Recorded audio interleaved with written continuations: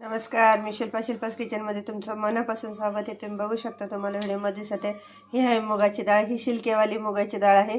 याला 2 तास पाण्यात भिजू घातलं होतं। मी बनवत आहे मूग वडे, त्यासाठी 2 तास भिजू घातली होती। आता याला छान असं मिक्सरमध्ये फिरवून घेणार आहे।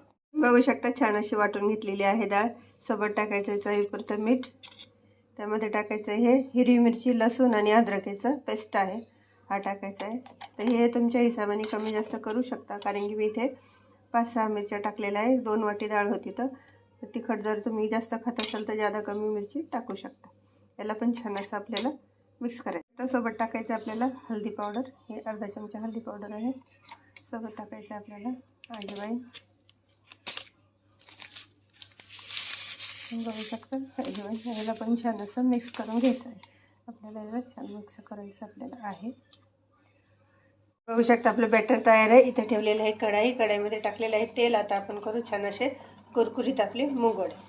बघू शकता छान असे आपले हे मुगाचे वडे मस्त कुरकुरीत असे तळत आहे। तुम्ही बघू शकता आपले कुरकुरीत असे मूग वडे झालेले आहे।